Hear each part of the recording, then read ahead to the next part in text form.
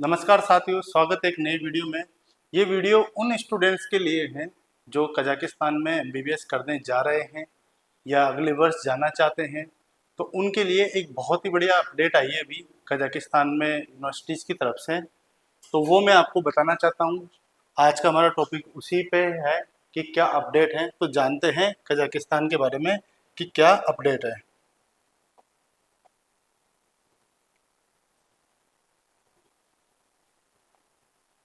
दोस्तों, भी आपने सुना होगा, कहीं यूट्यूब पे भी आपने वीडियोस देखे होंगे कि कजाकिस्तान में IELTS जो इंग्लिश प्रोफिशिएंसी टेस्ट होता है, ये लागू कर दिया गया है सभी गवर्नमेंट मेडिकल यूनिवर्सिटीज़ में, यानी अदर कोर्सेज में भी ये लागू है। पर हम बात करेंगे सिर्फ एमबीबीएस कोर्स की, जिसको वहाँ जनरल मेडिसिन बोला जाता है। तो ये कुछ टेस्टों के नाम है, टेस्ट के नाम है। डुओलिंगो इंग्लिश टेस्ट, टोफेल होता है, और एक होता है आपका Pearson test of English, PTE। लेकिन में मेजर जो होता है सभी जगह अवेलेबल वो आइल्स होता है। तो थोड़ा सा आप आइल्स पे ही ध्यान देंगे कि आइल्स जो टेस्ट है ये अब आपको देके जाना है कजाकिस्तान में एमबीबीएस करने से पहले। तो आइल्स क्या होता है, थोड़ा सा इसके बारे में जानते हैं कि कौन सा टेस्ट आ गया है और इसके पॉजिटिव इफेक्ट भी हम जानेंगे।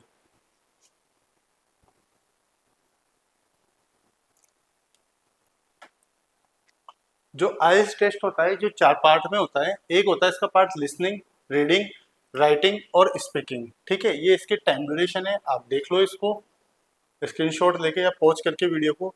जो इसका पेपर होता है ये हर जगह, लगभग इंडिया में बहुत सी जगह इसके टेस्ट अवेलेबल है। तो इनके आइल्स के सेंटर पे होता है, IDP इसका टेस्ट लेता है, 17,000 इसकी फीस होती है। ठीक है, ये टेस्ट आपको देके जाना है। इससे साबित होगा कि आपको इंग्लिश बोलना, पढ़ना, सुनना और लिखना आती है। ठीक है, क्योंकि कई बार क्या होता था कजाकिस्तान या किसी भी अन्य कंट्री में क्या होता है कि जब बच्चे एडमिशन लेते हैं तो उनको प्रॉपर इंग्लिश नहीं आती, तो उनको वहाँ पढ़ने में कठिनाई होती है और उनके रिजल्ट पर इफेक्ट आता है। इसीलिए यूनिवर्सिटी ने ये इंग्लिश टेस्ट लागू किया है। अब इसका क्या प्रमाण है कि ये इंग्लिश टेस्ट यूनिवर्सिटीज ले रही है कि नहीं ले रही। यूट्यूब पे कई वीडियोस हैं, कई वेबसाइट्स पे ये है कि कजाकिस्तान में इंग्लिश का टेस्ट की कोई वो ज़रूरत नहीं है। आप ChatGPT या किसी से पूछेंगे, DeepSeek से पूछेंगे या गूगल पे टाइप करेंगे तो वहाँ लिखा जाएगा, कोई ज़रूरत नहीं है। लेकिन पहले नहीं थी, अब है। उसका प्रमाण ये रहा। ये है वहाँ की सबसे प्रतिष्ठित यूनिवर्सिटी, कजाक नेशनल यूनिवर्सिटी। ठीक है, तो इसकी वेबसाइट है, इस पे लिखा हुआ है, ये रहा, ये रशियन में लिखा हुआ है। ठीक है, स्पेत्सिया नोस ऑप्शिया मेडिसिना, ठीक है, जनरल मेडिसिन का ये सारा कुछ रशियन में लिखा हुआ है। अगर आप पढ़ सकते हो तो आप पढ़ के देख लीजिए। यहाँ पे लिखा हुआ है, मैं आपको दिखा देता हूँ छोटा सा, ये रहा। आइल्स इंग्लिश की याजिका जिनाई इंग्लिश को याजिका। ठीक है, कि इंग्लिश लैंग्वेज में आपके 5.5 बैंड होनी चाहिए आइल्स में। इसका मैंने ट्रांसलेट किया है, इस पार्ट का गूगल ट्रांसलेट की मदद से आपको दिखाने के लिए। ये वाला इसका इंग्लिश का पार्ट रहा। ठीक है, और इसका हिंदी में भी मैंने ट्रांसलेशन किया है। तो ये रहा इसका, इसमें लिखा है जनरल मेडिसिन कोर्स, 6 ईयर का यहाँ पे कोर्स है। यूनिवर्सिटी की वेबसाइट पे लिखा हुआ है ये 5 year MBBS plus 1 year internship. ठीक है, उसके बाद यहाँ पे लिखा है additional admission requirement English language proficiency IELTS 5.5 bands और studies English taught in English. ठीक है, जो इंग्लिश में वहाँ पे MBBS करोगे आप इंग्लिश मीडियम की, तो ये सारा कुछ लिखा हुआ है। यदि इसका आपको लिंक चाहिए कि कहाँ लिखा है, आपने तो बता दिया, हम कैसे ढूंढे इसको, तो इस नंबर पे व्हाट्सएप पे आप मैसेज करो और लिंक आपको सेंड हो जाएगा। ठीक है, ये तो रहा कजाक नेशनल यूनिवर्सिटी का। उसके बाद आते हैं कि कहीं की वो भी होती है कि वहाँ कितने साल का कोर्स है। WODMS की साइट पे अलग लिखा हुआ है, 5 साल का लिखा हुआ है, 7 साल का लिखा हुआ है, 6 साल का, उसको रिकॉग्नाइज नहीं करेंगे। बहुत से लोगों के क्वेश्चन होते हैं कि 6 साल के कोर्स को कजाकिस्तान रिकॉग्नाइज नहीं करेगा कि उन्होंने ऐसे ही चला दिया, लाइसेंस नहीं मिला। तो उसका भी प्रमाण यूनिवर्सिटी की वेबसाइट पे लिखा हुआ है, ये रशियन लैंग्वेज में लिखा हुआ है सारा। मैं तो पढ़ सकता हूँ, आपको नहीं पढ़ना आएगा तो आप इंग्लिश की इसकी ट्रांसलेशन देख लीजिए। Upon completion of the 6-year program, graduate will receive a diploma qualifying as a general practitioner. Instruction is provided in 3 languages, Kazakh, Russian and English. Graduates who complete the program 5+1 are permitted to practice independently as a physician in accordance with established legalization or have the right to continue their training in residency in specific clinic specialties। ठीक है, वहाँ की जो भी exam होगी आपको पास करके आप इंडिपेंडेंटली वहाँ काम कर सकते हो। यही इसका हिंदी अनुवाद है इसी चीज का। ठीक है, 6 साल के कार्यक्रम पूरा होने के बाद स्नातकों को सामान्य चिकित्सक के रूप में योग्यता प्राप्त करने वाला डिप्लोमा प्राप्त होगा। प्रशिक्षण 3 भाषाओं कजाक रूसी में प्रदान किया जाता है। आप किसी भी लैंग्वेज में एमबीबीएस कर सकते हैं, कजाक लैंग्वेज में, रशियन लैंग्वेज में, इंग्लिश में।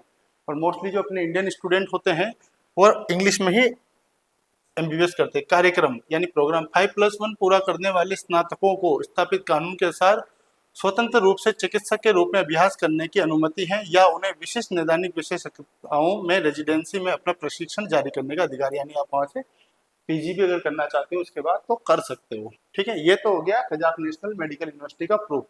अगला प्रूफ मैं आपको देता हूँ कि वहाँ आइल्स लागू हो चुका है।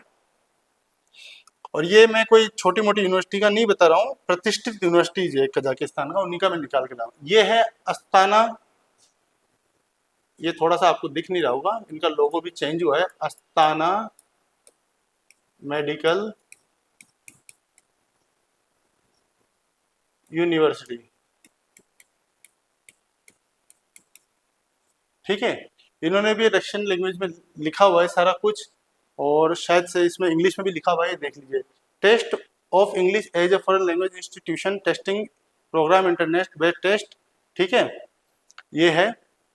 टोफेल का भी बताया हुआ है इन्होंने, और इसमें इन्होंने बताया हुआ है कि अगर आप टोफेल देते हो तो 417 मिनिमम पॉइंट इनको चाहिए। ठीक है, और आइल्स देते हो आप तो उनको मिनिमम 5 बैंड चाहिए आइल्स के। ठीक है दोस्तों, ये इसका प्रूफ रहा।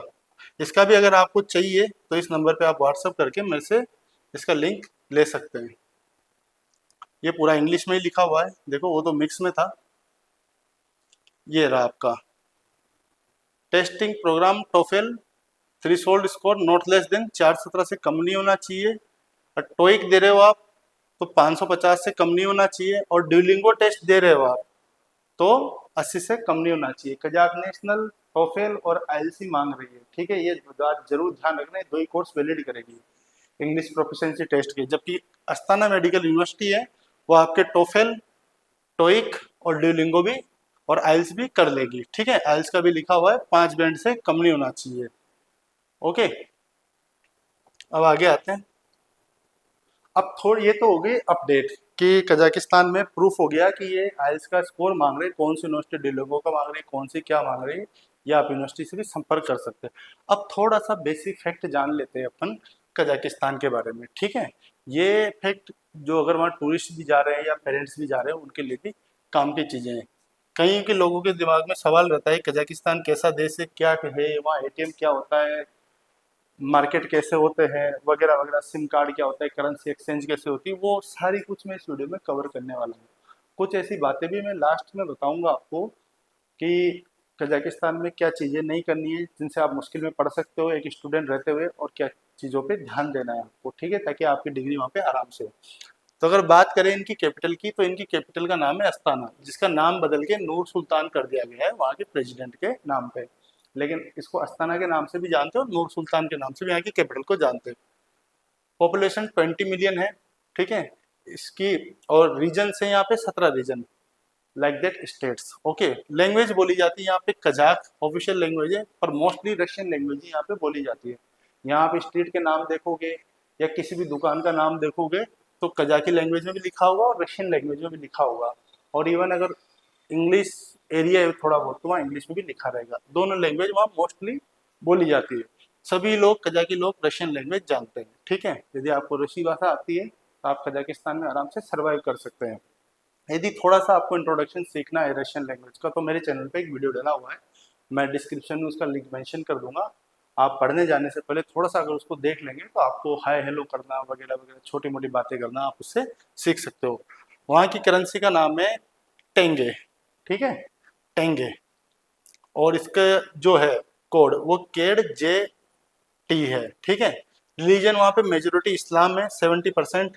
ठीक है, मुस्लिम आबादी है। माइनॉरिटी वहाँ पे बोला जाएगा तो क्रिश्चियनिटी को बोला जाएगा। लगभग 26% रशियन ऑर्थोडॉक्स है, लगभग जो क्रिश्चियन है वो सारे रशिया से आए हुए क्रिश्चियन है, बाकी 4% छोटा मोटा अलग अलग धर्मों के लोग हैं वहाँ पे। ठीक है। नेबरिंग कंट्री है इसकी रशिया, किर्गिस्तान, उज्बेकिस्तान, तुर्कमेनिस्तान। अब आपको मैं खुला बोलता हूँ, मैं तो इस्लाम सुनते आपको थोड़ा सा लग रहा होगा कि मुस्लिम कंट्री है, लेकिन ऐसा कुछ नहीं है। बहुत शांति प्रिय लोग हैं, एकदम खुला हुआ कल्चर है। ऐसा नहीं है कि जैसे सऊदी में होता है एकदम की स्ट्रिक्ट कानून की आप वहाँ कुछ नहीं कर सकते हो, बहुत तगड़ा वाला कानून, ऐसा कुछ भी नहीं है। जैसा रशिया में होता है सेम खुले मिजाज के लोग हैं, वहाँ कोई पाबंदी नहीं, जिसको जो कपड़े पहनने हैं पहनो, जो खाना पीना है खाओ, जिसको जैसे रहना वो अपनी आज़ादी है। ठीक है।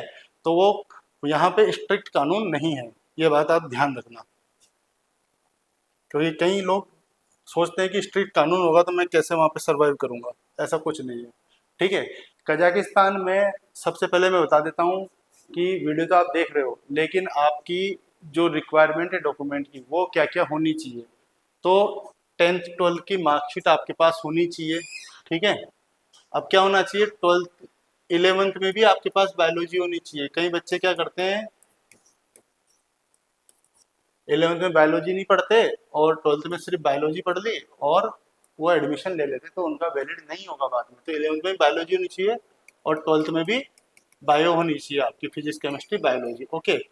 और 50% आपके मार्क्स होने चाहिए पीसीबी में। यदि आप जनरल कैटेगरी से आते हो और ओबीसी से हो आप, तो आपके 45 भी चल जाएंगे, और एससी या एसटी से हो तो आपके 40% भी चल जाएंगे मार्क्स। ठीक है। वैलिड पासपोर्ट होना चाहिए आपका, नीट स्कोर कार्ड होना चाहिए क्वालिफाई वाला, इंडियन स्टूडेंट के लिए, मोस्टली आप इंडियन ही हो, ये काम आएगा। नीट स्कोर कार्ड 3 साल से ज़्यादा पुराना नहीं होना चाहिए। ठीक है। जैसे भी 2025 चल रहा है, मैं समझा देता हूँ इसका फंडा आपको। ठीक है। तो आपका स्कोर कार्ड कहाँ तक का मान्य होगा, 2024 का भी मान्य होगा और 23 का भी मान्य होगा, इससे पहले का मान्य नहीं होगा 22 का। ठीक है। 3 साल तक वैलिड रहता है। यदि आपने इस साल नीट की परीक्षा दी है 2025 में, तो इस साल के लिए वैलिड है 25, 26 और 2027। ठीक है। 3 सेशन के लिए। आइल्स, टोफेल, पीटीई, ड्यूलिंगो, जो भी टेस्ट आपकी यूनिवर्सिटी मांग रही है उसका स्कोर कार्ड आपको देना है। पासपोर्ट साइज फोटोग्राफ चाहिए और मेडिकल सर्टिफिकेट चाहिए फिटनेस का, साथ में HIV रिपोर्ट जरूर करा देना। ठीक है। यदि आप बीमार हैं, कोई मेजर आपको दिक्कत है, सर्जरी हुई है, तो मेरे ख्याल से ट्रेवल अवॉइड करें, क्योंकि आपको वहाँ दिक्कत आएगी तो फिर संभालने में परेशानी हो जाएगी।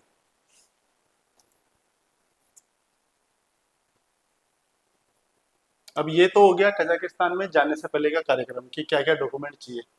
कजाकिस्तान से डिग्री करके आने पे आपको क्या क्या डॉक्यूमेंट लाने हैं। ठीक है। तो 18 नवंबर सन 2021 को एक गजट प्रस्तुत हुआ था नेशनल मेडिकल कमीशन की तरफ से। ठीक है। ये उसका छोटा सा पार्ट मैंने रखा हुआ है आपके काम काम का कि क्या चीज़ है। तो आपका जो मेडिकल ड्यूरेशन है 54 मंथ का होना चाहिए, यानी 4.5 साल का। ठीक है। MBBS होना चाहिए। साथ में 12th मंथ की इंटर्नशिप होनी चाहिए, यानी लगभग आपका अगर मोटा मोटी देखें 5.5 से 6 साल का कार्यक्रम कजाकिस्तान में बन रहा है। ठीक है। इंग्लिश मीडियम में आपकी डिग्री होनी चाहिए। उसके साथ ही आप जिस भी, ये पॉइंट पढ़ लेना, आप जिस भी देश में आप पढ़ रहे हैं वहाँ पे आपकी डिग्री रजिस्टर्ड होनी चाहिए, यानी आपके पास वहाँ कजाकिस्तान का लाइसेंस होना चाहिए। यदि कजाकिस्तान का लाइसेंस आपके पास है, 4.5 साल की मिनिमम डिग्री है, अगर ज़्यादा की भी है तो भी कोई दिक्कत नहीं, 5 की चाहिए, और 1 साल की इंटर्नशिप है प्रॉपर डिग्री के बाद, तो आप इंडिया में रजिस्टर्ड हो पाएंगे एग्ज़ाम देने के लिए। जो भी आगामी एग्ज़ाम होगा, FMG होगा या नेक्स्ट होगा, मोस्ट प्रोबेबली नेक्स्ट ही होगा। ठीक है। और नीट स्कोर कार्ड है ना दोस्तों, वो आप संभाल के रखना, क्योंकि जो NTA होती है, नेशनल टेस्टिंग एजेंसी, जिससे आप परीक्षा देते हो, वो इस डाटा को डिलीट कर देती है। कई बच्चे घूमते रहते हैं, बाद में परेशान होते हैं कि सर मेरा नीट कार्ड घूम गया, अब वो कहाँ से आएगा, नहीं आएगा। तो वो दिक्कत ना आए, इसके लिए 1-2 कॉपी इसकी निकाल के तिजोरी में रख दो चाहो तो, और 1-2 कॉपी अपने पास रख लो कहीं सेफ जगह पे, क्योंकि ये गुम गया ना तो आप परीक्षा नहीं दे पाओगे इंडिया में वापस आके। अब ये तो होगी नॉर्मल चीजें जो आपको ध्यान रखनी है, और एक अपडेट। अब जानते हैं वहाँ की मेडिकल यूनिवर्सिटीज के बारे में। कि वहाँ की मेडिकल कितनी यूनिवर्सिटीज़ हैं, कौन सी प्राइवेट है, कौन सी सरकारी है, किन में अपने को एडमिशन नहीं लेना है, लोकेशन क्या है, तो बारी बारी से जानते हैं। और इस वीडियो को अगर आपने पूरा देख लिया लास्ट तक सारे पॉइंट, तो मेरा विश्वास है कि आपको किसी भी काउंसलिंग की जरूरत नहीं पड़ेगी। बस आपको यूनिवर्सिटी का नाम बोलना है और आपको एडमिशन ले लेना है। तो इस वीडियो से आपको बहुत हेल्प मिलेगी। मैं आपको एक कजाकिस्तान का मतलब यहाँ से बैठे बैठे एक वर्चुअल यात्रा करा रहा हूँ वहाँ की यूनिवर्सिटियों की सारी, ठीक है, क्योंकि फ़ोन पे समझाना हर स्टूडेंट को बहुत टिपिकल है कि कैसे उनको समझाएं इतनी सारी चीज़ें। उनको विजुअल के साथ अगर समझते हैं तो बहुत सारी आसानी होती है, ठीक है। तो सबसे पहले बात करते हैं अपन अलमाटी के कॉलेज लेते हैं। अलमाटी में अभी है ना फिलहाल ये जो 4 है यूनिवर्सिटी, ये वर्किंग कंडीशन में है, ठीक है। यहाँ पे बच्चे पढ़ रहे हैं आराम आराम से, कोई समस्या नहीं है। एक university Al Farabi Kazakh National University, Kazakh National Medical University, Caspian University और कजाक रशियन यूनिवर्सिटी, ये दोनों प्राइवेट है, ठीक है जी। और ये दोनों सरकारी है, गवर्नमेंट है। ये दोनों यहाँ लिख देता हूँ मैं, ये दोनों गवर्नमेंट है। कई मैंने वीडियो देखे हैं उनमें इनको भी गवर्नमेंट यूनिवर्सिटी बोल दिया जाता है। कैस्पियन पब्लिक यूनिवर्सिटी एक वीडियो में देखा था, कैस्पियन पब्लिक यूनिवर्सिटी बोल रखा था, वो गलत है, ठीक है। तो इन चारों की अगर अपना लोकेशन देखें, कजाकिस्तान का ये मैप है, छोटा सा प्यारा सा सुंदर देश है, पहाड़ वगैरह है। ये रहा अलमाटी, ठीक है। ये अलमाटी इनका मेजर सिटी में से एक है, अस्ताना और अलमाटी। ये हो गया आपके अलमाटी में 4 कॉलेज। अब आ जाते हैं अपन अस्ताना कहाँ है, तो ये रहा इनका कैपिटल अस्ताना, जिसको अभी नूर सुल्तान के नाम से भी जाना जाता है। नॉर्थ कजाकिस्तान में ये पड़ता है, ठीक है। अब आ जाती है अपनी नॉर्थ कजाकिस्तान यूनिवर्सिटी पेट्रो पावलोक्स, ये पड़ती है आपकी यहाँ पे इस एरिया में। अब आ जाते हैं आपकी कोकशेताउ यूनिवर्सिटी, ये यूनिवर्सिटी पड़ती है आपकी यहाँ पे, ठीक है, अस्ताना के थोड़े ऊपर है ये दोनों college. Semi medical university, semi पड़ता है आपका अबाई रीजन में, ये हो गया आपका सेमी। उसके बाद अपन आते हैं कारागंदा मेडिकल यूनिवर्सिटी, तो कारागंदा ये रहा आपका, अलमाटी और अस्ताना के बीच में कारागंदा रीजन पड़ता है इनका। उसके बाद हम आते हैं वेस्ट कजाकिस्तान मेडिकल यूनिवर्सिटी, तो नाम से ज्ञात है वेस्ट, तो ये आ गई यहाँ से। ऐसे अगर चलते हैं अपन ये यहाँ पे अक्तोबर रीजन में, ठीक है। तो फ्लाइट से ही जाया जाता है, यहाँ ट्रेन तो बहुत टाइम ले लेती है, ये कजाकिस्तान भी बहुत बड़ा है। साउथ कजाकिस्तान मेडिकल एकेडमी नाम से ज्ञात हो रहा है, ये पड़ता है आपका साउथ में, शिमकेंत जगह है। वैसे इसको कजाकी भाषा में, रशियन भाषा में चिमकेंत बोलते हैं, ठीक है। तो कंफ्यूज मत होना, चिमकेंत शिमकेंत एक ही है। इधर आपका उज्बेकिस्तान का बॉर्डर लग जाता है यहाँ से शिमकेंत से, इधर किर्गिस्तान का लग रहा है, ठीक है। तो ये होगी यूनिवर्सिटीज की आपकी location.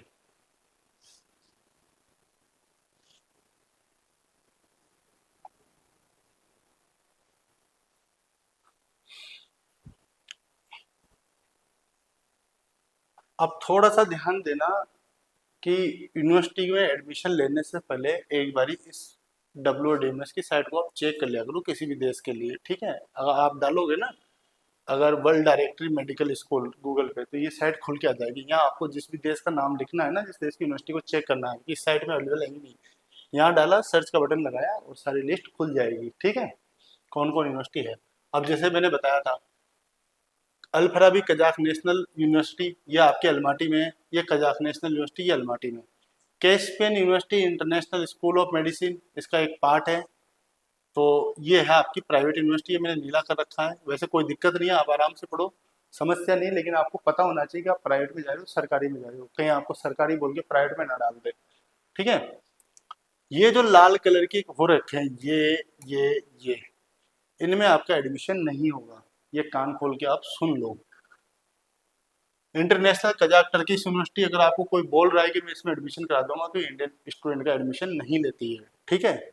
International medical school business, ये बिजनेस की यूनिवर्सिटी है, स्कैम हुआ था यहाँ पे। 3rd ईयर तक के बच्चे अभी घूम रहे हैं इंडिया में या कजाकिस्तान में, तो भटक रहे हैं, एडमिशन ले लें, क्योंकि ये थी बिजनेस की यूनिवर्सिटी, इस यूनिवर्सिटी के पास में मेडिकल पढ़ाने का लाइसेंस नहीं है, तो ये क्रॉस, ठीक है, ये इंडियन का एडमिशन लेती ही नहीं है।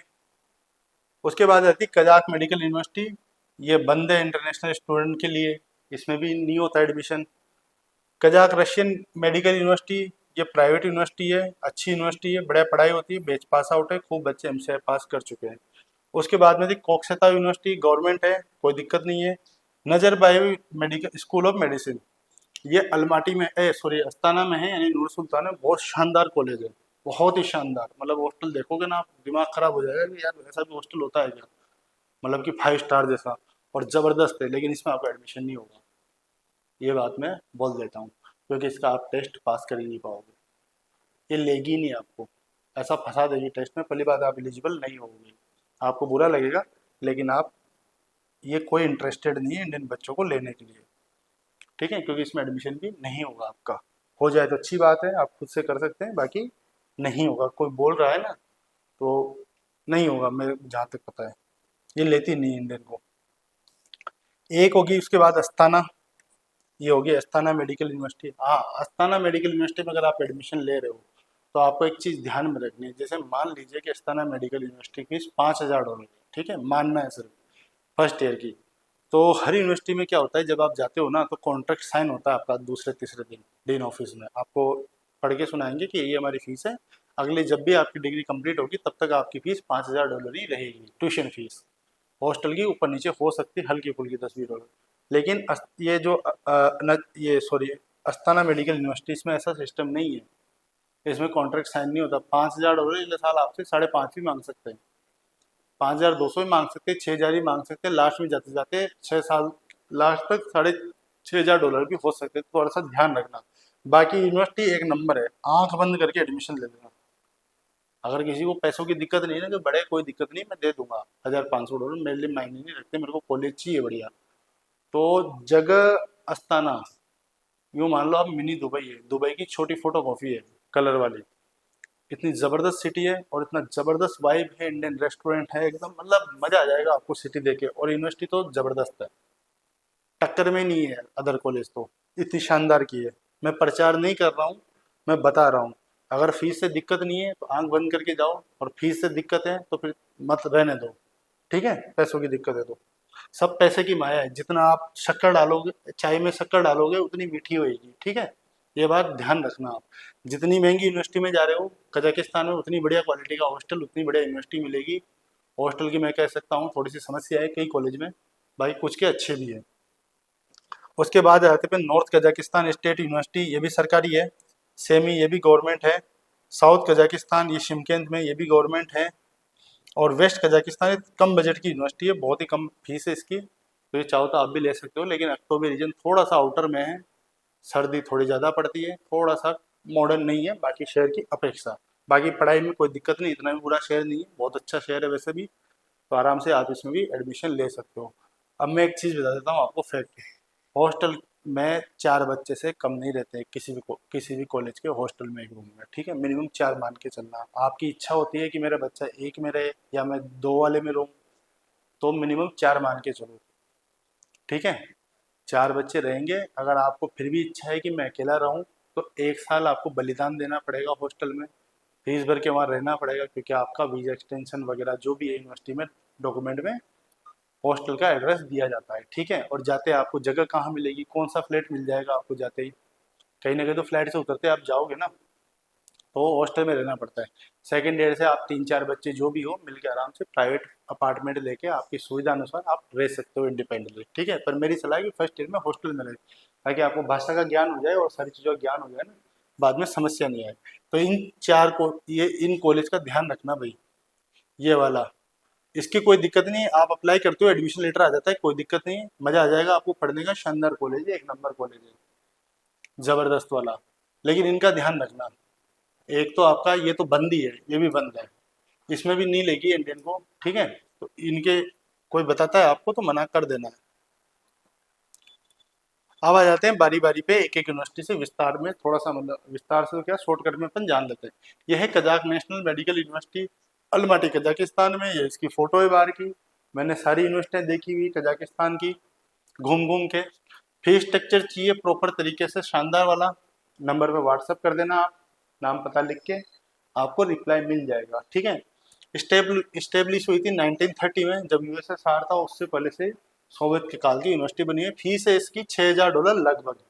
एक्चुअली कजाकिस्तान में फीस होती है टेंगे में, ठीक है, वहाँ की करेंसी में, लेकिन टेंगे पहुंच जाते हैं 30 लाख 28 लाख। तो आप सुन के घबरा ना जाओ कि एक साल की इतनी ट्यूशन फीस होती है, लेकिन वो इंडियन करेंसी में कम होती है, ठीक है। तो $6,000 लगभग इसकी फीस है। टेंगे के भाव के अनुसार ये 5800 भी हो सकती है, पर मैंने एक अंदाजन लिख दिया है कि $6,000 मान के चलो। वो तो वैसे भी आपको यूनिवर्सिटी के अकाउंट में फीस डालनी है, जो भी उस दिन का भाव होगा वो आपको पे करना है। उसके बाद आ जाते हैं अपन अल फराबी कजाक नेशनल यूनिवर्सिटी में। ये भी शानदार कॉलेज है, अच्छा रिजल्ट आया है इसका एफएमजी का भी, यानी बच्चे पढ़ाई कर रहे हैं, मतलब हो रहा है कुछ ना कुछ तो वहाँ हो रहा है, ठीक है, थोड़ा बहुत तो चल रहा है। अभी इस यूँ मान लीजिए आपकी 2015 या 16 में इन्होंने मेडिकल फैकल्टी चालू की थी, तब से बच्चे पढ़ रहे हैं। बाकी यूनिवर्सिटी थी 1934 की बनी हुई है, इन्होंने भी मेडिकल फैकल्टी यहाँ चालू कर दी। फीस है इसकी $5,000 के लमसम। अब आ जाते हैं कैशपेन यूनिवर्सिटी में। ये भी आपकी अलमाटी में ही है, ठीक है, प्राइवेट यूनिवर्सिटी। $4,500 इसकी फीस है। 2020 से ये मेडिकल पढ़ा रहे हैं world directory of medical school की वेबसाइट के अनुसार, ठीक है। रेफरेंस में यहाँ हर चीज का दे रहा हूँ, ठीक है, ओके, ये है। उसके बाद आते हैं अपन कजाक रशियन मेडिकल यूनिवर्सिटी। ये भी अलमाटी में ही है। इसकी फीस है $4,500। 1992 में पढ़ी और 1992 से ही मेडिकल पढ़ा रही। काफी बेच पास आउट है इंडियन के भी और वहाँ के लोकल्स के भी, ठीक है। अभी जो चारों कॉलेज मैंने आपको बताए अलमाटी के, कजाक नेशनल, अल फराबी, कास्पियन और कजाक रशियन, इनके एक फैक्ट बताता हूँ मैं आपको। ये चारों कॉलेज एक ही जगह पे मौजूद है, 2-3 किलोमीटर की रेडियस पे, ठीक है। मतलब आप एक पॉइंट मान लीजिए, वहाँ पे एक मेगा पार्क करके एक मॉल है, हो सकता है मैं नाम गलत ले रहा हूँ, नाम भूल गया हूँ। वहीं पे उसके आसपास 2-3 किलोमीटर की रेडियस में सारे कॉलेज है, ठीक है, इनकी सारी टीचिंग बिल्डिंग। अल फराबी का जो मेन कैंपस है दोस्तों, ये वाली जो बिल्डिंग देख रहे हैं, ये तो हाईवे पे है, कम से कम कजाक नेशनल से 8-10 किलोमीटर की दूरी पे ही है इनका मेन कैंपस, जो आपको वीडियो में दिखता है या ब्रोशर में फोटो देखते हैं। यहाँ मेडिकल की क्लासेस ज़्यादा नहीं लगती है, इक्की दुक्की लगे तो लग जाए। बाकी इनकी जो मेडिकल क्लासेस की जो बिल्डिंग है ना, वो ये जो Kazakh National Medical university just इसके पीछे ही है, ठीक है। कई बार तो बच्चे धोखा खा जाते हैं, जो नए नए जाते हैं ना, नाम मिलता जुलता है कजाक नेशनल ऐसा करके, तो वो एक दूसरे की बिल्डिंग में घुस जाते हैं, ठीक है। पास में ये सारे चारों कॉलेज, बढ़िया कॉलेज है, आराम से, कोई दिक्कत नहीं है। अब आ जाते हैं अपन साउथ कजाकिस्तान मेडिकल एकेडमी, ठीक है। ये शिमकेंत में है आपकी, ये इसका बाहर का है जो फोटो है, इसके पीछे इसका बहुत बड़ा कैंपस है। लाइब्रेरी इनकी बहुत मॉडर्न, अगर आप फोटो चाहिए तो मेरे से मांग लेना, फोटो है वीडियो व्हाट्सएप पे। बहुत शानदार लाइब्रेरी इनकी, बहुत मॉडर्न तरीके से 1979 में स्टेब्लिश है। $5,000 इसकी ट्यूशन फीस है, ठीक है। अब आते हैं हम सेमी मेडिकल यूनिवर्सिटी में। लोकेशन मैंने आपको बताई दी थी कि कहाँ कहाँ क्या क्या है। ये इनकी मेन बिल्डिंग है, $4100 इसकी फीस है और 1953 की यूनिवर्सिटी है। मैं फीस क्यों बता रहा हूँ, सिर्फ फीस, क्योंकि हॉस्टल, रहने खाने का खर्चा, आने का खर्चा लगभग कजाकिस्तान में बराबर ही पड़ता है हर जगह, थोड़ा बहुत ऊपर नीचे हो सकता है, ठीक है, शहर के मुताबिक। बाकी ट्यूशन फीस मेन होती है। उसके बाद आते हैं हम अस्ताना मेडिकल यूनिवर्सिटी, जो नूर सुल्तान में है। ये इसकी मेन बिल्डिंग है। इसके फोटो वीडियोस कुछ चाहिए आपको तो मेरे से मांग लेना। 1964 में बनी हुई है। $5,500 ट्यूशन फीस है इसकी अकॉर्डिंग टू यूनिवर्सिटी। अगले साल आपके लिए बढ़ भी सकती है या इतनी भी रह सकती है, किस्मत है आपकी। लेना चाहो आप एडमिशन ले सकते हो, आंख बंद करके ले सकते हो। बहुत शानदार कॉलेज है, भीड़ नहीं है, 100-125 बच्चे, 40 बच्चे, 80 बच्चे, इतने ही जाते हैं इसमें, ठीक है, क्योंकि इसके फीस का थोड़ा सा मैटर है। बाकी यूनिवर्सिटी बहुत शानदार है पढ़ाई के लिए, अगर किसी को जाना है तो। उसके बाद आते हैं हम west Kazakhstan state medical university, जो अक्तोबर रीजन में पड़ती है। जिसका थोड़ा बजट कम है इस यूनिवर्सिटी को सेलेक्ट कर सकता है, ठीक है। डीन स्ट्रिक्ट है, मैं मिला हूँ, डीन स्ट्रिक्ट है। स्ट्रिक्ट बोले तो मतलब ध्यान रखती है बच्चों का, ठीक है। अच्छा, मतलब जो इनकी वो है ना मैनेजमेंट, बहुत अच्छा मैनेजमेंट है। 1957 की यूनिवर्सिटी है और $3,800 की ट्यूशन फीस है। यहाँ मैं किसी यूनिवर्सिटी की बुराई या बड़ाई नहीं कर रहा हूँ, मेरा किसी यूनिवर्सिटी से कोई लेना देना नहीं है, मेरा किसी से कोई इंटरेस्ट नहीं है। जिसको जहाँ जाना हो वो जा सकता है। मैं सिर्फ जो मेरा अनुभव है कजाकिस्तान में वो आपके साथ शेयर कर रहा हूँ, ठीक है। मैं किसी यूनिवर्सिटी को प्रमोट नहीं कर रहा। यदि आप मेरी हेल्प भी चाहते हैं, मैं आपको कभी नहीं बोलूँगा कि फलाने कॉलेज में जाओ। आप जो बोलोगे उसी में भेज देंगे। अगर आपकी इच्छा होती है कि निजी आप बताइए, आप थोड़ा जानते हैं इसके बारे में, हम नहीं जानते हैं, हम आपके विश्वास में, तो वो बात अलग है। ठीक है। बाकी मैं ये नहीं कह रहा हूँ कि ये कॉलेज बढ़िया है, अस्थाना की तारीफ कर रहा हूँ, वहाँ जाते 40 बच्चे हैं, जाएंगे ही नहीं, क्योंकि वहाँ फीस ऊपर नीचे है। उसके बाद आते हैं अपन कारागंदा मेडिकल यूनिवर्सिटी। ये कारागंदा रीजन में है, बढ़िया यूनिवर्सिटी है भी। $4250 इसकी ट्यूशन फीस है, और 1950 में बनी हुई गवर्नमेंट यूनिवर्सिटी है, काफ़ी बच्चे से पास आउट है। अब एम्बेसी के बारे में बात कर लेते हैं। एम्बेसी के दो पार्ट है वहाँ पे। जो मेन एम्बेसी है वो आपकी अस्ताना कजाकिस्तान में ऑफिशियल वेबसाइट है। एम्बेसी का मतलब होता है दूतावास। हर देश का एक दूसरे देश में, मोस्टली जो बड़े बड़े देश हैं उनके एक दूसरे देशों में डिप्लोमेट रहते हैं, तो उनको या तो हाई कमीशन कहते हैं या फिर एम्बेसी कहते हैं। ठीक है। तो मेन जो एम्बेसी है वो अस्ताना में है, और उसके बाद इसका एक रिप्रेजेंटेटिव ऑफिस है वो अलमाटी में है। ठीक है। तो अगर आप अलमाटी में भी रहते हैं, कोई समस्या आती है तो आप इनसे संपर्क कर सकते हैं। ओके, क्योंकि एम्बेसी ही अपना वहाँ पे सहायता करती है। कोई भी अगर अपने को दिक्कत होती है, पासपोर्ट या कोई भी अपना शोषण हो रहा है या कुछ भी समस्या है, तो एम्बेसी अपनी मदद कर रही है। एम्बेसी के नंबर हमेशा अपने मोबाइल में सेव रखें, हेल्पलाइन के, और जाते ही सबसे पहले अपने को एम्बेसी की वेबसाइट पे रजिस्टर कर लें कि मैं भारतीय नागरिक इस यूनिवर्सिटी में पढ़ रहा हूँ और यहाँ यहाँ रह रहा हूँ, ताकि अगर कभी कोई आपदा आती है, कोई भी बात होती है, तो कम से कम उनके पास रिकॉर्ड रहे कि कितने बच्चे कहाँ रह गए। ठीक है। वो आपसे संपर्क भी कर पाए, और कोई नोटिफिकेशन आता है एम्बेसी की तरफ से तो आपको मिल पाए। हाँ, और एक बहुत अच्छी बात है, जो पेरेंट्स बच्चों के साथ जाना चाहते हैं ना, या टूरिस्ट घूमना चाहते हैं, तो कजाकिस्तान के भारत से बहुत अच्छे संबंध है। इसके कारण उन्होंने वहाँ टूरिज्म बढ़ाने के लिए 14 दिन का वीज़ा फ्री दिया है। जैसे आप दिल्ली से फ्लाइट लेते हो, आपको फ्लाइट बुक करनी है, पासपोर्ट उठाना है, कोई वीज़ा की आवश्यकता नहीं, होटल बुकिंग करनी हो तो कर लो, वैसे कर लेना, क्योंकि रहना तो है इसी होटल में कहीं, और चले जाना है रिटर्न टिकट लेके, आने की भी टिकट दिखानी है एयरपोर्ट, और 14 दिन तक मस्त रहो। 14 दिन से ऊपर और स्टे नहीं करना है, वरना फाइन लग जाएगा। 14 दिन पूरे होने के बाद में चाहे आप एग्जिट कर लो कजाकिस्तान, फिर चले जाओ। ठीक है। ऐसे करके फिर आपको 14 दिन मिल जाएगा, लेकिन ये लिमिटेड है। 180 दिन के अंतराल में, यानी 6 × 18, 6 महीने के अंतराल में आप 42 दिन ही रुक सकते हो। ठीक है। ये चीज़ है, यानी कि 3 बार आप 14-14 दिन करके भी अगर रहते हो, आराम से आप अपना घूम सकते हो। एक बार में 14 दिन पूरा कर लो, चाहे एक दिन पूरा कर लो, मतलब 42 दिन आप रह सकते हो 180 दिन के अंदर अंदर। ठीक है। पर 14 दिन से ज़्यादा नहीं। तो बहुत अच्छी स्कीम है ये, लेकिन स्टूडेंट को जाने के लिए वहाँ स्टूडेंट वीज़ा लगेगा। अब फ्लाइट की बात कर लेते हैं दोस्तों। ठीक है। अगर इसके दो पार्ट हैं, flight from Delhi to Almaty. ठीक है। मेनली जो डायरेक्ट फ्लाइट है, एयर अस्थाना चल रही है अभी फिलहाल। इंडिगो भी चलती थी दिल्ली से अलमाटी के लिए, लेकिन वो जो कुछ हुआ था अभी अपना ऑपरेशन सिंदूर, तो उसके कारण एयर स्पेस बंद हो गया था आगे दूसरे देश में, तो इन्होंने भी यहाँ पे दिल्ली से ऑपरेट करना बंद कर दिया, बॉम्बे से कर रहे हैं इंडिगो वाले, लेकिन ये चला देंगे। ठीक है। 3.5 घंटे की फ्लाइट है एयर अस्थाना की। अगर ये डायरेक्ट जाती, ये भी 3.5 घंटे की होती। ठीक है। 14,000 लगभग इसकी रेट है। ये रेट मैंने एक स्क्रीन शॉट लेके, नवंबर की रेट है ये वैसे, तो एक एग्जाम्पल के तौर पे मैंने आपको बताई है। ये रेट बढ़ती घटती रहती है, कभी 10,000 में भी टिकट मिल जाती है, आपकी किस्मत अच्छी हो तो। स्काई स्कैनर पे आप जाके देख सकते हो, 20 में मिल जाए, 25 में मिल जाए। मोस्टली जब सितंबर अक्टूबर में स्टूडेंट जाते हैं तो फ्लाइट्स महंगी होती है, क्योंकि जो पुराने बच्चे होते हैं वो भी एकदम से जाते हैं 3-4 हज़ार की संख्या में, और नए बच्चे भी जाते हैं, और टूरिस्ट तो रोज जा रहा है। तो ये हो गया। एक इंडिगो भी ले सकते हो आप वाया बॉम्बे, दिल्ली से बॉम्बे और बॉम्बे से अलमाटी डायरेक्ट। उसके बाद अगर आप किसी दूसरे रीजन में रहते हैं, जैसे मान लीजिए आपको लखनऊ से फ्लाइट पकड़नी है, या कहीं कोच्चि से पकड़नी है, तो फिर आपको एयर अरेबिया लेनी पड़ेगी, ये शारजाह जाएगी। शारजाह से आपको अलमाटी की फ्लाइट देनी पड़ेगी, तो आपको बात बराबरी पड़ेगी। अगर आप दूर के हो, चेन्नई वगैरह के या केरल के, तो दिल्ली आओ, उससे अच्छा है आप वहीं से भी एयर अरेबिया के थ्रू जा सकते हो। ठीक है। Flights from Mumbai. ठीक है। Flights from Mumbai to Almaty. Mumbai में भी इंडिगो ऑपरेट कर रही है। मुंबई से थोड़े टाइम लगता है, 5 घंटे की फ्लाइट है। और एयर अस्थाना भी ऑपरेट कर रही है 4 घंटे 40 मिनट की। ठीक है। और एयर अरेबिया तो है ही सही।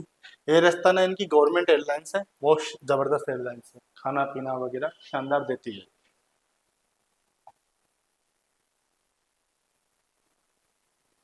अब एक चीज बताता हूँ मैं आपको कि कजाकिस्तान जाने से पहले ये 2-3 ऐप बताता हूँ, ये आप डाउनलोड करके रख लो, ये काम आएगी आपके वहाँ पे, मतलब बहुत ही काम आएगी। एक तो ये है यांडेक्स गो करके टैक्स की ऐप आती है, ठीक है। iOS वगैरह पे गो नाम से दिखेगी एप्पल के मोबाइल में। ये टैक्सी की ऐप डाउनलोड कर लो, ठीक है। इस पर अकाउंट बनाना है, इंडियन नंबर से भी बन जाएगा, ठीक है। अगर एयरटेल का नंबर है तो आपके ओटीपी भी आ जाएगा, उससे बन जाएगा। और इंग्लिश में ऐप है, कोई दिक्कत नहीं है। ये है 2GIS, उसको वहाँ पे बोलते हैं दुईगिस, दुईगिस रशियन में, ठीक है। ये मैप है, ये इंटरनेट से भी चल जाता है और ऑफलाइन भी चल जाएगा। ऑफलाइन अगर आपने इसमें सिटी का ऑप्शन आता है कि आप दुबई हो, दुबई का भी वैसे ऑप्शन इसमें, और कजाकिस्तान, उज्बेकिस्तान, रशिया, बहुत सारे देशों का इसमें मैप अवेलेबल है। तो इसमें अगर आप ऑफलाइन मैप डाउनलोड कर लेते हो कजाकिस्तान की सिटीज़ का, जैसे अलमाटी होगी, अस्ताना होगी, जहाँ भी आप जाना चाहते हैं पढ़ाई के लिए, इसको डाउनलोड कर लो। फिर अगर आपका इंटरनेट अवेलेबल भी नहीं है तो भी ये काम करेगा। कुछ भी आप इससे पूछो, दुकान का नाम, कौन सी बस कहाँ से किधर जाएगी, वो सारा कुछ ये बता देगा, ठीक है। बस स्टॉप किधर जाना है, कितना रुपया लगेगा, कितने नंबर आएगी, सब कुछ बता देगा ये सारी चीज। कुछ भी आपको दुकान का नाम सर्च करना है, कॉलेज का नाम सर्च करना है, कुछ भी XYZ, 2GIS, ठीक है। उसके बाद एक और है यांडेक्स, ये भी एक कंपनी है वहाँ की। इसका भी आप मैप डाउनलोड कर सकते हो, इसका भी जबरदस्त मैप है। इवन ये मैप तो आपको बस को वो भी बताएगा चलते हुए कि बस अभी किधर से किधर जा रही है, रोड पे कहाँ है, स्टॉप पे पहुंचने में कितना टाइम लगेगा। इतनी शानदार है, कौन सी दुकान कितने बजे तक खुली रहेगी, क्या मिलेगा, क्या पता है, सब कुछ मतलब इस ऐप में अवेलेबल है, ठीक है। अब आते हैं आगे, करेंसी की बात करते हैं, इनकी करेंसी क्या है, ठीक है। ये इनके नोट रहे, 500 टेंगे का, 1000 टेंगे का, 2000 टेंगे का, 5000 टेंगे का, ठीक है। इंडियन करेंसी से थोड़ी लो करेंसी है। 1 रुपये में अगर अपन देखते हैं तो ये 23 सितंबर का रेट मैंने लगाया हुआ है, जब मैं ये बना रहा था प्रेजेंटेशन, तो 6.14 कजाकिस्तानी टेंगे है। यानी 1 रुपये में लगभग 6 टेंगे, 6.25 टेंगे लगभग आ रहे हैं, ठीक है। 6 मान लो इसको, कन्वर्जन चार्ज भी लगता है, तो 6 टेंगे आ रहे हैं। यानी 100 रुपये में 600, 1000 में 6000 टेंगे हो गए, और 10,000 में हो गए आपके 60,000। तो लखपति आप फटाफट बन सकते हो, 6 गुना ज़्यादा आ रहे हैं। लेकिन इसका मतलब ये मत समझना, कई लोगों को मैंने देखा है काउंसलिंग के टाइम, और जी कजाकिस्तान तो बहुत सस्ता देश है, देखो 1 रुपये में 6 टेंगे आ रहे हैं, बहुत सस्ता देश है। इसका मतलब ये नहीं है। जैसे मान लीजिए आपके यहाँ पानी की बोतल 20 रुपए की मिलती है, ठीक है। कजाकिस्तान में 6 गुना महंगी मिलेगी, ये मिलेगी 120 की। 120 टेंगे अंदर से मिलेगी नहीं, महंगी मिलेगी, फिर भी एक अंदाजन मान लो, वो फिर ज़्यादा में होगी। टैक्सी का बिल आपको, जैसे मान लीजिए कि इंडिया में 100 रुपये आता है, समझ लीजिए एग्जाम्पल, तो आएगा 600 टेंगे, 1000 टेंगे, तो वैसे ही निकलते हैं जैसे पैसे होते हैं। तो इसका मतलब ये नहीं है कि सस्ता है, वो बस दिखने में करेंसी। ऐसे तो जापान की भी इंडिया से कमजोर करेंसी है कीमत में, लेकिन जापान कितना महंगा है, ठीक है। तो लोग बेवकूफ़ बनाते हैं, उनकी बातों में ना आए कि सस्ता देश है। देखो वहाँ 5,000 रुपये में देखो 30,000 टेंगे आ जाएंगे, 30,000 में तो आप क्या नहीं कर सकते वहाँ, ऐसे वैसे ऐसा कुछ नहीं है। जो रह रहे उनसे पूछना। अब बात करते हैं सिम कार्ड की, ठीक है। थोड़ा ये पिक्चर ब्लर है, समझ में नहीं आ रहा होगा आपको। तो अगर कजाकिस्तान में सिम लेनी है आपको, के सेल की है, ठीक है, बी लाइन है, मुख्य मुख्य बता रहा है, सब बहुत है, टेली2 की भी है, ठीक है, एयरटेल की भी है। मैं हमेशा टेली2 ही यूज करता हूँ, ये वाली 5G सिम, ठीक है, मेरे को यही समझ में बैठती है। कोई सी भी सिम कार्ड आप एयरपोर्ट से भी खरीद सकते हो, ऑफलाइन मार्केट में भी आप खरीद सकते हो, आज तो आज चालू हो जाएगी। जैसा भी आपको प्लान चाहिए, बहुत सिंपल सिस्टम है वहाँ पे, पासपोर्ट ले जाओ अपना, सिम मिल जाएगी। अब मैं एक बहुत ज़रूरी बात बताना चाहता हूँ, किसी भी देश की यात्रा करें आप, विदेश की, ठीक है, आपके पैसे 50-60 हज़ार रुपये खर्चा होते हैं, या आप पढ़ाई करने जा रहे हैं।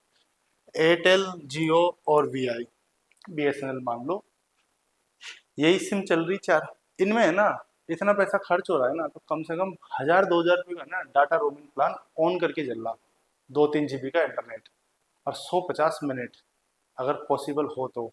और पॉसिबल इसको करना है, क्योंकि आप जैसे ही वहाँ लैंड होते हो अलमाटी में, ठीक है, आपकी सिम कार्ड होगी बंद।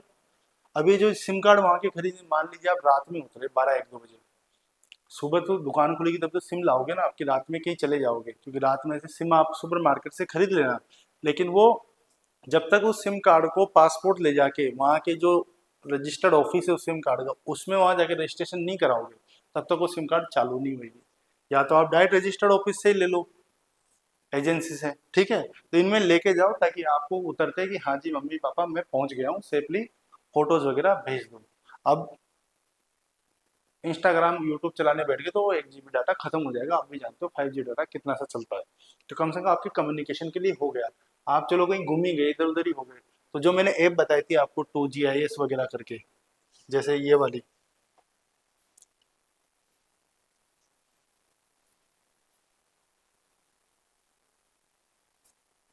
अभी बताया, वो 2GIS वगैरह की ऐप बताई थी ना मैंने आपको, ये वाली। तो कम से कम इनका यूज करके आप आराम से अपना चीज़ें देख सकते हो, किसी के भरोसे नहीं रहोगे। और एक गूगल ट्रांसलेटर जो होता है, उस पर आपको ऑफलाइन रशियन लैंग्वेज डाउनलोड कर लेनी है। मान लीजिए आपका इंटरनेट भी नहीं है ना, तब भी आपका गूगल ट्रांसलेटर एक नॉर्मल काम करेगा, ठीक है। उसके बाद आते हैं हम एटीएम। एटीएम इन कजाकिस्तान, सबका सवाल रहता है कि हम वहाँ पे करेंसी कैसे निकालेंगे। जगह जगह एटीएम लगे हुए हैं, अपना कार्ड डालिए आप। कार्ड कौन सा लेके जाना है इंडिया से, मास्टर कार्ड या वीजा कार्ड, दो ही इंडिया में चल रहे हैं, रुपए कार्ड बाहर नहीं चलता है सभी देशों में। इंटरनेशनल डेबिट कार्ड लेके जाना है, आराम से मशीन में डालना है, अपने पासवर्ड डालने हैं, डॉलर निकाल दो डॉलर निकल जाएंगे, टेंगे निकालने टेंगे निकल जाएंगे, जैसा चाहो वैसा कर सकते हो। फॉरेक्स कार्ड भी आते हैं कई कंपनी के, नियो ग्लोबल के, इनके वो फॉरेक्स मार्कअप नहीं लगता है, तो वो भी आप ले जा सकते हो। जो भी आपका बैंक का चार्ज होगा वो कट जाएगा। बैंक ऑफ बड़ौदा और पंजाब नेशनल का बहुत कम चार्ज करता है। ICI HDFC तो बहुत ज़्यादा चार्जेस काटते हैं, ठीक है। बाद में आप जब वहाँ पे आपका रजिस्ट्रेशन हो जाए, सारा कुछ काम हो जाए, तो आप वहाँ के बैंक का भी कार्ड बनवा सकते हो, ठीक है। तो जैसे आपने इंडिया से पैसे लेके गए $1000, तो वहाँ के कजाकिस्तान के बैंक में डाल दिए, और फिर धीरे धीरे आप अपना काम कर रहे हो, तो आपके वहाँ पे चार्जेस बार बार नहीं कटेंगे, क्योंकि एक बार में तो आप 1 लाख रुपए निकालोगे नहीं, बार बार 10,000। दूसरी चीज़ है, अपने इंडिया में पेटीएम चलता है, ठीक है, वहाँ पे चलता है कास्पी। कास्पी वहाँ का पेटीएम, एक तरह से मान लो आप इसको, ठीक है। इस पे आप टिकट बुकिंग सब कर सकते हो, बस बुकिंग सब हो जाता है कास्पी पे, जैसे पेटीएम पे हो जाता है। इसकी जगह जगह मशीन भी लगी हुई है, पैसे ATM टाइप, ठीक है। और फ़ोन नंबर से इस पे ऑनलाइन अकाउंट बन जाएगा, उसमें कजाकिस्तान बैंक के थ्रू आप पैसे डाल दो। अगर आपका कुछ भी नहीं है तो अकाउंट बनवा लो फ़ोन नंबर से, और उनके ऑफिस होते हैं जगह जगह, वहाँ बोल दो कि मेरे 10,000 रुपये डाल दो इसमें, या 50,000 टंगे जो भी, आपके अकाउंट में आ जाएगा। आप जैसे टैक्सी में बैठे हो तो कास्पी नंबर पे ही आप टैक्सी वाले का नंबर लेके उससे ऑनलाइन पेमेंट कर सकते हो, जैसे अपन इंडिया में करते हैं, Kaspi.kz। अगर जानकारी हो उन दोस्तों तो कोई दिक्कत नहीं है बाहर के देश में, ठीक है। अब करेंसी एक्सचेंज, जैसे मान लीजिए आप यहाँ से 1,000 2,000 डॉलर लेके गए, तो हर दुकान वाला डॉलर तो लेगा नहीं, तो उसके लिए वहाँ पे ऑगमेंट बिलियत बोलते हैं इसको, ठीक है। तो इस पे करेंसी एक्सचेंज हो जाती है, रेट आप देख लेना क्या चल रहा है बाई और परचेज का। और कुछ कुछ करेंसी एक्सचेंजर हैं वो इंडियन करेंसी भी कर लेते हैं, पर बहुत कम करते हैं। एयरपोर्ट पे तो इंडियन करेंसी भी हो जाती है, लेकिन भाव कम मिलेगा, ये एयरपोर्ट का ये है, ठीक है। तो करेंसी एक्सचेंज आप कर सकते हो। ध्यान रहे, उतरते ही समझदार नहीं बनना है, अपनी बुद्धि का ज्ञान नहीं लगाना है। कई बच्चे क्या करते हैं, जाते ही 100 200 डॉलर एयरपोर्ट पे चेंज करा लेंगे, समझदार बन के। बहुत चार्जेस करते हैं एयरपोर्ट पे। अगर आपको कराने हैं 10 20 डॉलर करा लो, इतना आपका काम चल जाए। थोड़ा खाने पीने का, सुबह आराम से बैंक जाके किसी की भी सहायता से आप एक बार जाके समझ लो और चेंज करा लो, ठीक है। आप पासपोर्ट में 100 डॉलर रख के दोगे ना बैंक वाले को, ऑटोमेटिक समझ जाएगा इसको 100 डॉलर एक्सचेंज कराने हैं। बस, बहुत सिंपल है। ज़्यादा अपनी बुद्धि का परिचय नहीं देना है, एयरपोर्ट से एक्सचेंज नहीं कराने हैं जब तक जरूरत ना हो, अति ना हो।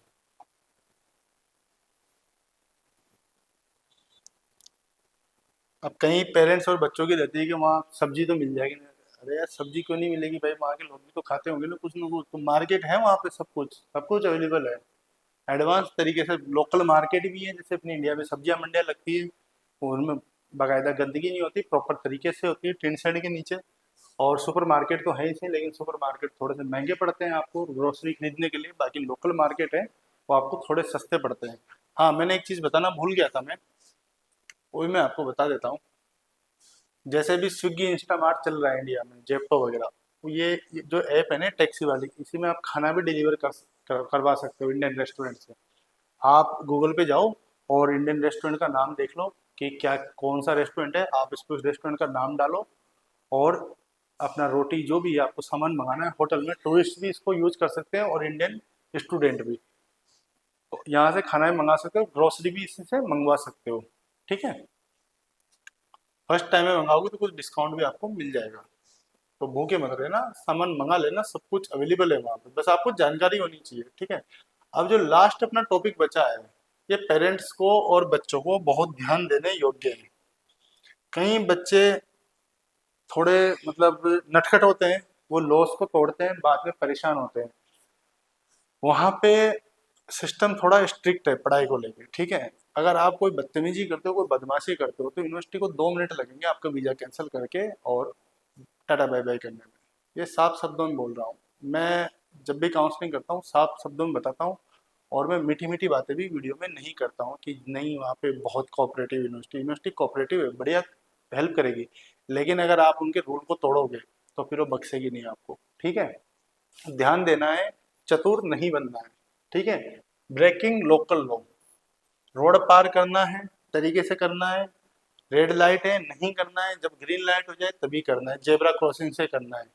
वो अपना देश नहीं है, दूसरा देश है, वहाँ के लोग कैसे भी रोड पार कर रहे हो, वैसे तो करते नहीं, वो कुछ भी कर रहे हो, वो उनके देश के नागरिक है, वो कुछ भी कर सकते हैं। अपन उस देश के नागरिक नहीं है, तो अपने को मेहमान है, तो मेहमान के हिसाब से रहना है उस देश में। ठीक है, पढ़ रहे हो तो किसी पे एहसान नहीं कर रहे हो, फीस दे रहे हो तो आप पढ़ाई कर रहे हो, डिग्री दे रहे हो आपको। ठीक है, ऐसा मत समझना कि फीस दे दी तो हमारा देश हो गया, नहीं करना है वहाँ पे। ठीक है, तरीके से रहना है, कहीं गंदगी नहीं फैलानी, नो ड्रग्स। ठीक है, गलत मादक पदार्थों का सेवन नहीं करना है भाई, अगर कर लिया ना तो जेल से वापस नहीं आ पाओगे, जेल होगी या डिपोर्ट होगा और कैरियर खराब हो जाएगा। ठीक है, ऐसे लोगों से दूरी भी बना के रखना, ट्रैफिकिंग दूर रहना, समझ गए हो। यूट्यूब पे बोल नहीं सकते, अनऑथोराइज प्रोटेस्ट। ठीक है, क्योंकि यूट्यूब की लिमिटेशन है इसलिए मैं बोल नहीं पा रहा हूँ, वरना वो वीडियो को हटा देगा। कुछ वहाँ पे कुछ हो रहा है, कहीं भी प्रोटेस्ट हर देश में होते हैं, उनमें आपको भाग नहीं लेना है, कोई कितना भी बोले वहाँ का लोकल या कुछ, मजे लेने की दृष्टि से मत जाना।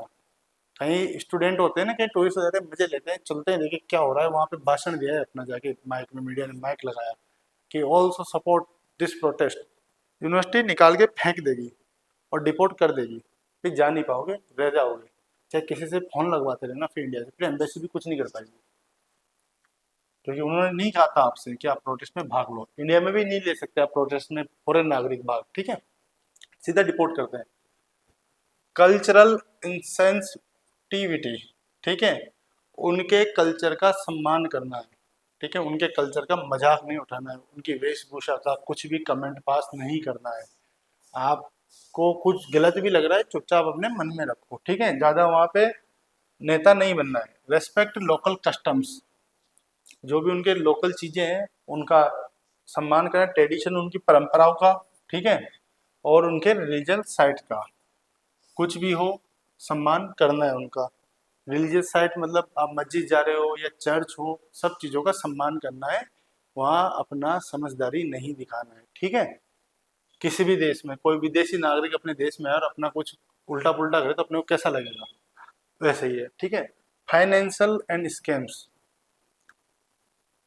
अवॉइड अनवेरीफाइड डील्स, जैसे मान लीजिए कोई आपके साथ कुछ के मेरे यहाँ जॉब कर लो, कोई रास्ते में मिल गया, मैं आपको इतने पैसे दे दूंगा, मेरी कार खरीद लो, आओ अपन मिलके कुछ काम स्टार्ट करते हैं, छोटा सा रेस्टोरेंट कैफे डालते हैं, इतने पैसे वहाँ के लोकल नहीं करना है। ठीक है, फेक जॉब्स, फर्जी जॉब्स में नहीं पढ़ना है। वैसे तो आपको वीजा पे अलाउ नहीं है, फिर भी कुछ बच्चे करते हैं यूनिवर्सिटी वगैरह से परमिशन लेके, जिनकी स्थिति थोड़ी सही नहीं होती, तो उसका भी ध्यान रखना है। और खुद की इन्फॉर्मेशन को, पर्सनल इन्फॉर्मेशन शेयर नहीं करनी है। आप मजाक मजाक में जोश जोश में बोल दो मेरे पास $2000 रखे हैं, $3000 रखे हैं, क्लब में जा रहे हो, वहाँ अपनी होशियारी मार रहे हो कि मैं तो इतना बड़ा आदमी हूँ। नहीं करना है कुछ भी, अपनी इन्फॉर्मेशन किसी के साथ शेयर नहीं करनी। कोई अनजान आदमी आपसे पासपोर्ट की स्कैन कॉपी मांगे, नहीं देनी है, कुछ भी नहीं देना है। कुछ भी आपको दिक्कत होती है, आप अपनी यूनिवर्सिटी को सूचित करें या एम्बेसी से संपर्क करें, या किसी कोई समझदार आदमी है उसके साथ।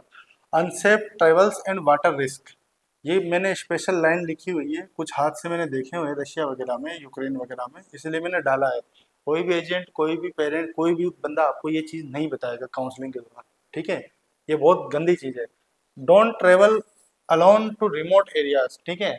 कभी भी, वैसे तो कजाकिस्तान पूरा सेफ है, फिर भी एक ऐसे रिमोट एरिया जहाँ रोड नहीं है ढंग से, प्रॉपर तरीके से, मतलब व्यवस्थित इंटरनेट कनेक्टिविटी नहीं है, पता नहीं आप कोई कार वार कर लिया आपने, कहीं घूम रहे हो, पार्टियां कर रहे हो, इधर उधर चले गए, भटक गए बर्फ में, हैं, क्या करोगे? नहीं जाना है ऐसे, ठीक है। शहर शहर में ही रहना है। अवॉइड, कुछ होते हैं, अवॉइड स्विमिंग इन रिवर्स और लेक्स। चाहे कितने भी बड़े तैराक हो, चाहे ओलंपिक के तैराक हो, नहीं तैरना है, नहीं नहाना है नदी में, बाथरूम में ही नहाना है, क्योंकि बहुत हादसे हो चुके हैं, ठीक है। हादसे के नहीं आते। तो रिवर्स और लेक से दूरी बनाए रखनी है। आपकी जो ग्रामीण नदी है, शहर की नदी, आपको पता है इसकी गहराई कितनी है, आपको वहाँ नहीं पता है लेक में क्या है अंदर, कितनी गहरी है, क्योंकि झीलें बहुत गहरी होती है, तो नहीं तैरना है। जब समय खराब आता है तो के नहीं आता है। और स्पेशली विंटर में। क्यों विंटर में? क्योंकि इससे क्या होता है कि सर्दियों में वहाँ क्या है ना, झीलें वगैरह जम जाती है, ठीक है, नदी जम जाती है। अब आप क्या सोच रहे हो कि स्केटिंग करते हैं इनके में, बर्फ के ऊपर चलते हैं, फोटो खिंचा रहे हो, रीले बना रहे हो, नीचे तो पानी है, ऊपर बर्फ है। मान लो किसी जगह बर्फ कच्ची है, नीचे चले गए ना, बस खत्म, मैटर फिनिश हो। 0 सेंटीग्रेड के पानी से नीचे चले जाओगे, पता भी नहीं लगेगा। इसलिए बता रहा हूँ, मत करना ऐसा, ठीक है। अपने बच्चों को बोल के भेजना ये चीज। अगर वो फोटो खींच के भी डाल रहे हैं तो उनको मना करना। एकेडमिक एंड वीजा वायलेशन, ठीक है। यूनिवर्सिटी की जो रूल है उनको मानना है, जैसा यूनिवर्सिटी बोले उतना ही करना है। यूनिवर्सिटी में छात्र नेता नहीं बनना है, वहाँ छात्र संघ अध्यक्ष का चुनाव नहीं होता है। कोई नेता भी बन रहा है इसको ज्वाइन नहीं करना है, ठीक है। वहाँ पे आप अपनी होशियारी झाड़ोगे, तुरंत यूनिवर्सिटी बैक टू पवेलियन कर देगी, बिना किसी देरी के। आप जैसे वहाँ 36 पढ़ रहे हैं, ठीक है, उनको कोई जरूरत नहीं, सरकारी यूनिवर्सिटी, खूब पैसे उनके पास, वो तो एक पढ़ा रहे हैं आपको इंटरनेशनल एक्सपोजर के लिए, ठीक है। रोजाना क्लास अटेंड करनी है। मेरी बातें आपको थोड़ी लग रही होगी हार्श, लेकिन मैं सत्य बोल रहा हूँ। और stay your visa, visa extension time पे कराना है, वीजा एक्सपायर नहीं करना है, रिकॉर्ड खराब हो जाएगा, फाइन लगेगा। वीजा से ज्यादा वहां रहना नहीं है। रिस्की सोशल बिहेवियर, ठीक है। एल्कोहल वगैरह से जितना दूरी हो सके बना के रखना भाई, ठीक है। पब्लिक से रूडली बात नहीं करना है, बदतमीजी नहीं करनी है। कोई अगर आप कुछ भी बोल रहा है तो शांति से समझना है चीज़ों को, वो अपना देश नहीं है, ठीक है। किसी ने कुछ बोल भी दिया तो, बदमाश लोग हर जगह होते हैं, वैसे साफ लोग हैं वहाँ के, तो बदमाश लोग हर जगह होते हैं, हर देश में होते हैं, ठीक है। रूडली बात नहीं करना है, बिहेवियर अच्छा रखना है। Stay safe online, online site के स्कैम से बचना है, ठीक है। कुछ भी आपको कोई मैसेज भेजता है, कुछ भेजता है कि मैं आपको ये दिलवा दे, आईफोन सस्ते में दिलवा देता हूँ मैं आपको, नहीं करना है, ठीक है, ध्यान रखना है। तो दोस्तों, ये थी वीडियो, इससे मैंने आपको कुछ चीज़ें बताई। यदि आपको इसमें कोई भी इंफॉर्मेशन चाहिए जो आप व्हाट्सएप पे मेरे से लेना चाहते हैं या संपर्क करना चाहते हैं, तो आप मेरे को मैसेज कर सकते हैं, मैं आपको वो जानकारी उपलब्ध करा दूंगा, ठीक है। आइल्स वाली भी, जो Kazakh national Asthana medical university का नोटिफिकेशन था। तो मिलते हैं नई वीडियो में एक अलग टॉपिक के साथ। धन्यवाद।